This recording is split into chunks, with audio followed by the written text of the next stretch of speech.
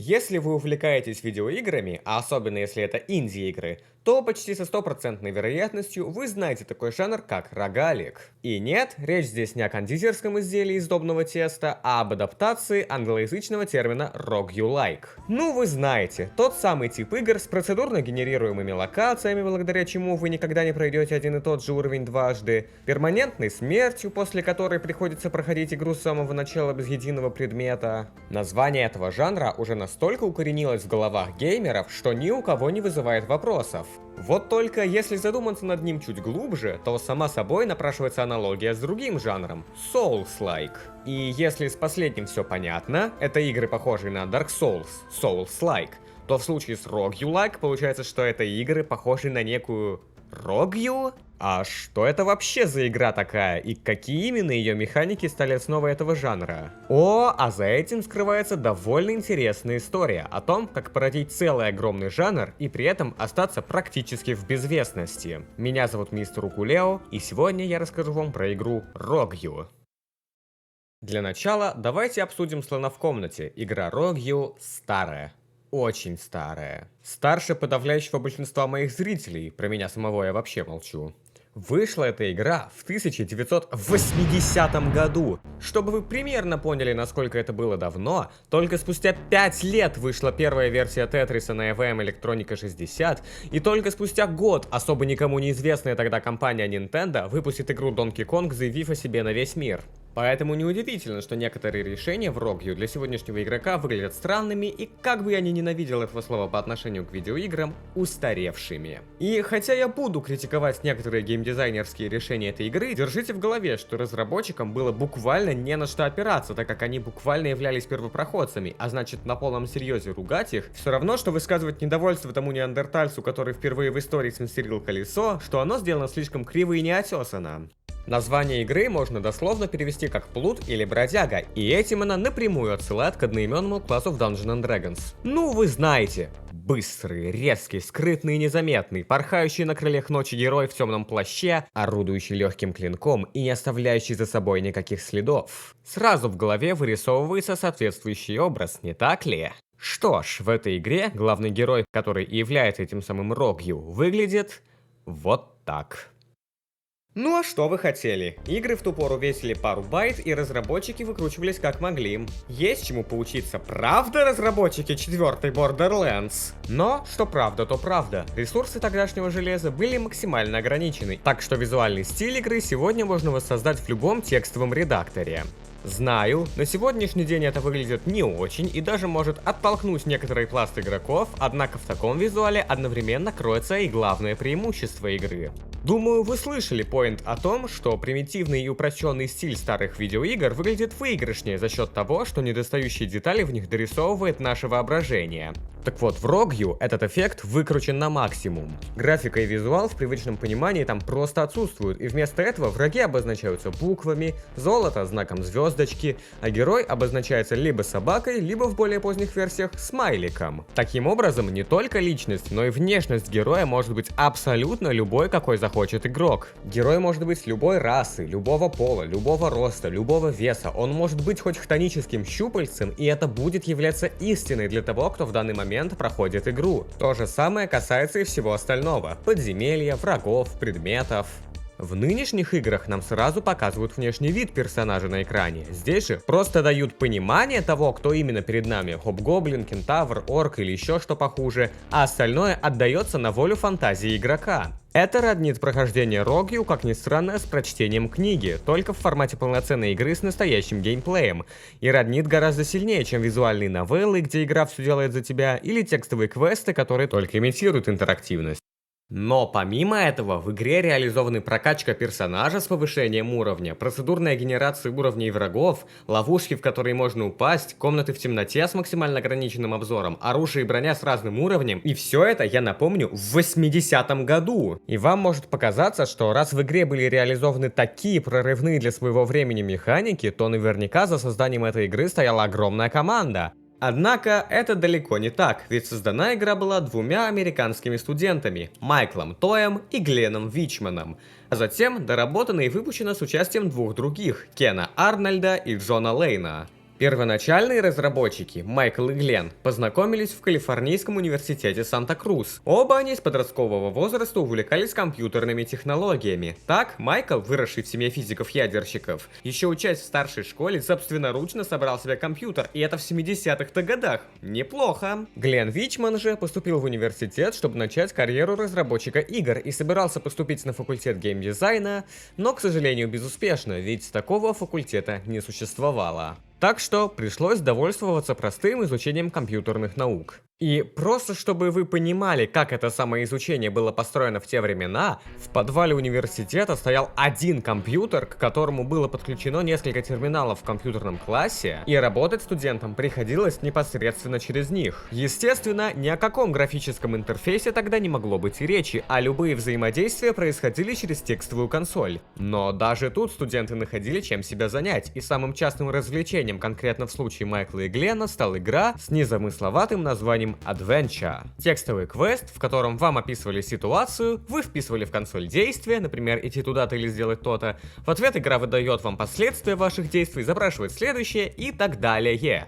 Оба наших героя обожали эту игру и частенько в нее задротили. Однако выполнять раз за разом одни и те же действия из прохождения в прохождение, как вы понимаете, рано или поздно приедается. И в какой-то момент наши герои призадумались, а что если создать игру, в которой каждое новое прохождение будет уникальным? Но, к сожалению, у них не было технологий, позволяющих реализовать подобную роскошь, до тех пор, пока студент университета в Беркли Кен Арнольд, уже упомянутый мной ранее, не создал собственную библиотеку под названием Curses, позволяющую размещать определенный ASCII символ в определенном месте экрана и меняя его расположение в ответ на определенные действия пользователя, позволяя конструировать из ASCII символов протографический интерфейс, который можно было использовать в том числе для создания игр. То есть, вы все правильно поняли, перед вами в буквальном смысле был набор текста, который выглядел как привычный нам игровой интерфейс, и люди были в восторге, потому что вы только вдумайтесь, можно прямо с собственного компьютера поиграть в игру, где ты не просто читаешь и пишешь текст, а полноценным образом взаимодействуешь с персонажем, прямо как в игровом автомате или на приставке.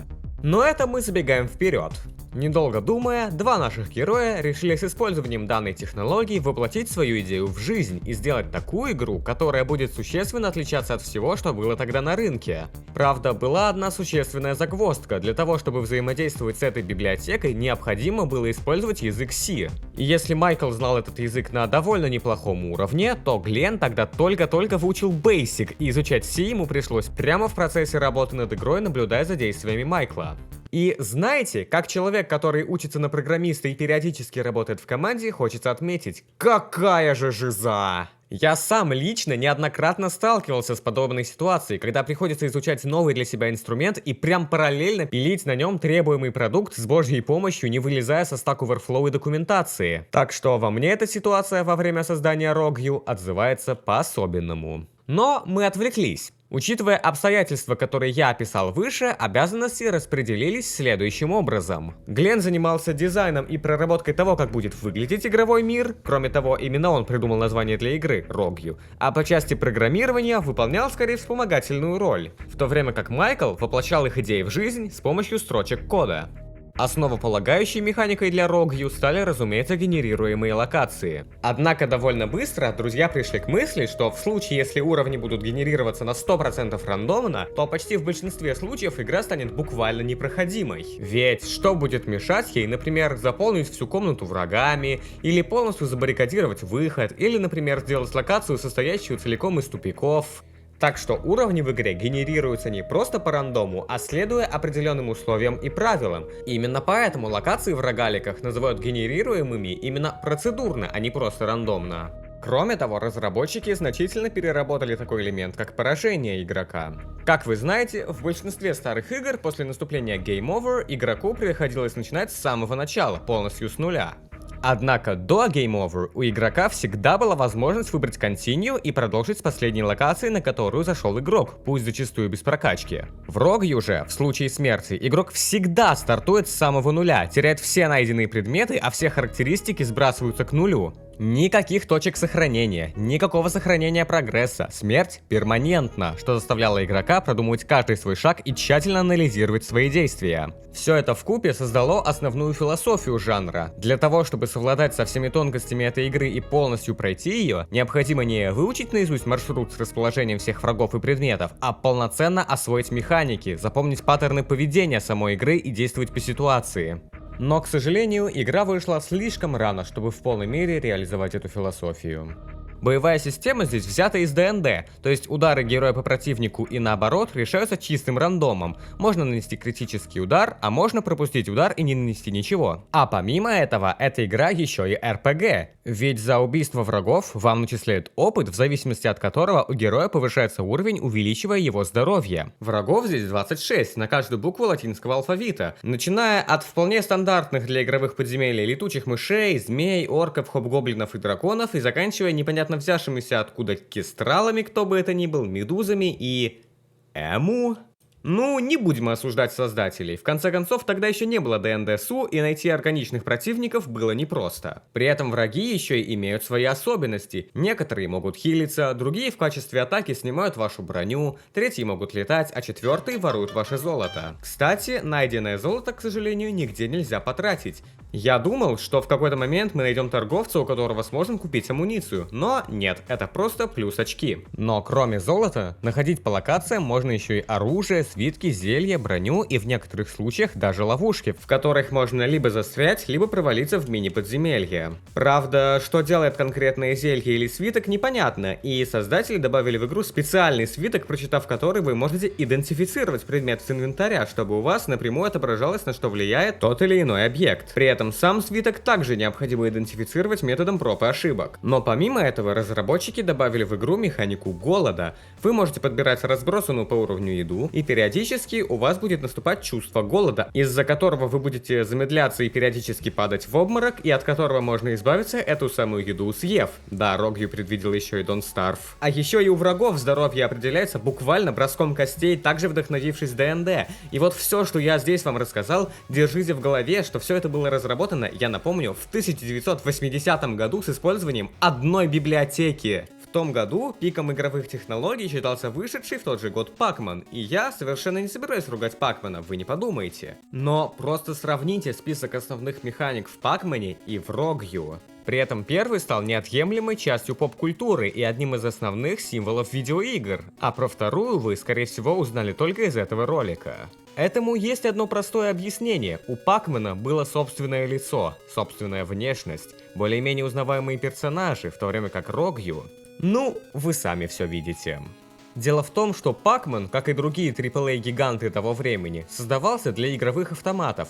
Такие игры могли позволить себе полноценную графику и даже саунд-дизайн, ведь аркадные автоматы имели возможность использовать подобные технологии. Rogue уже выходила только на персональных компьютерах, которые в ту пору не могли отображать буквально ничего, кроме текста. Предназначалась она, по большей части, либо для студентов, либо для офисных работяг, чтобы те могли скоротать время. Об этом говорит один лишь тот факт, что нажав клавишу F10, у вас откроется фейковая текстовая консоль, чтобы вас не спалили за игрой на рабочем месте. Как заявлял Глен Вичман, они с Майклом решили просто прикола ради создать игру для себя, чтобы им было интересно каждый раз перепроходить ее заново. Иными словами, они просто не догадывались, что совершили революцию в видеоиграх. Правда, были у этой революции и свои особенности, которые для современного игрока делают Рогью не особо-то играбельной, самое главное из которых ты банально не понимаешь, что делать и на что нажимать. В игре есть вшитый гайд, в котором подробно разъясняется, за что какая клавиша отвечает, вот только в игре нет ни слова о том, как этот самый гайд найти. Знаете, как его нашел лично я?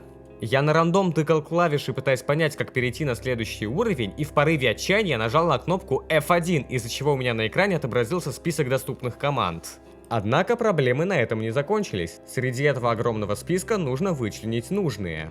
К примеру, R — read — прочитать свиток с заклинанием, E — eat — съесть еду, I — инвентарь, Q — quaff — выпить зелье, а из интересного строчная буква W отвечает за взятие оружия, а заглавная — за надевание брони. Да, для того, чтобы выполнить некоторые действия, клавиши приходится нажимать с зажатым шифтом. Что, господа геймеры, все еще считаете, что в хойке сложные механики, до которых нереально допереть? Ну-ну. А вот тогдашние игроки не были избалованы интуитивно понятным интерфейсом и играли в подобные игры как ни в чем чем не бывало.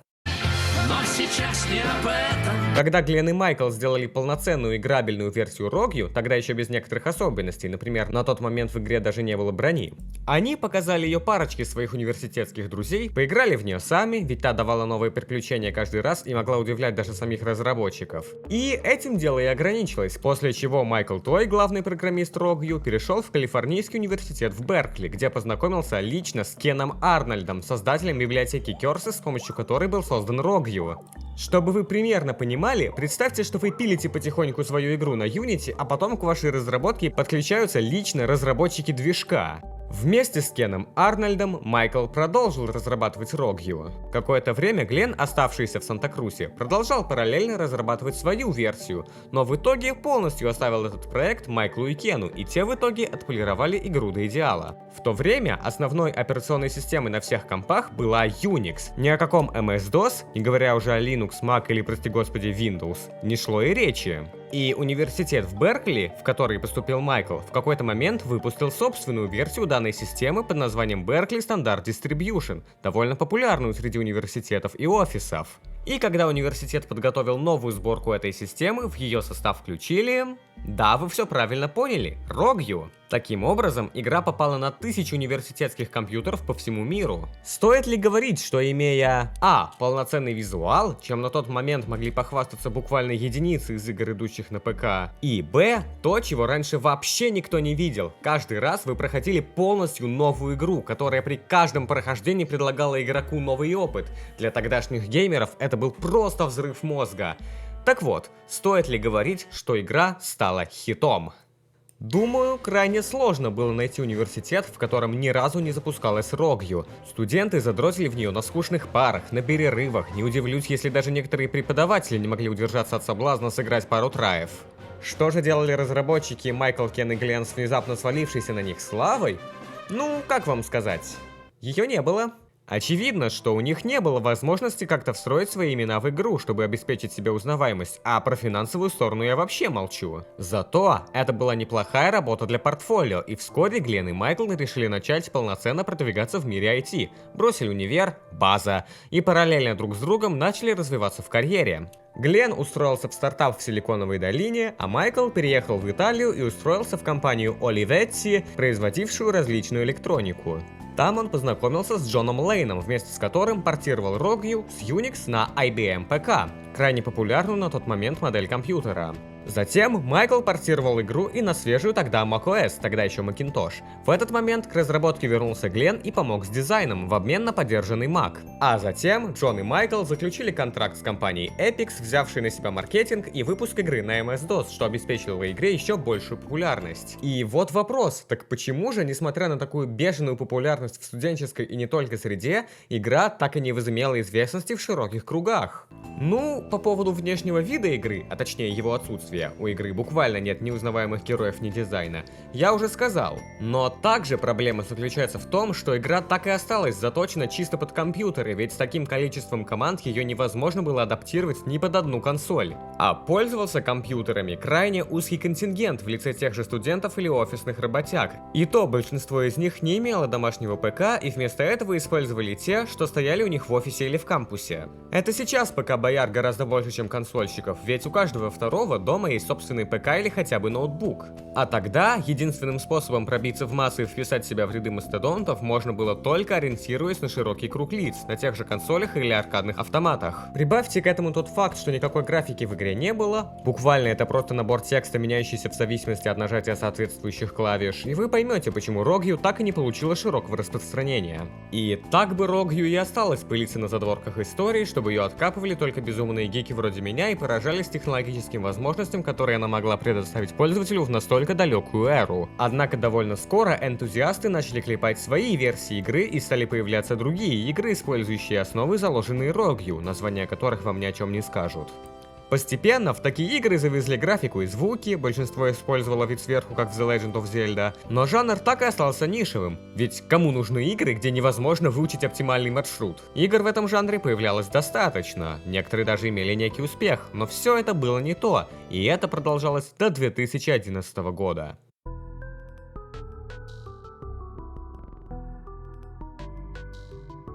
Вышедший в 2011 году сперва на Newgrounds, а затем и в Steam The Binding of Isaac внезапно для всех стал абсолютным хитом и обратил внимание масс на жанр рогаликов. Люди посмотрели на эту игру, восхитились тем, что я сказал про Рогью. Для того, чтобы совладать со всеми тонкостями этой игры и полностью пройти ее, необходимо не выучить наизусть маршрут с расположением всех врагов и предметов, а полноценно освоить механики, запомнить паттерны поведения самой игры и действовать по ситуации.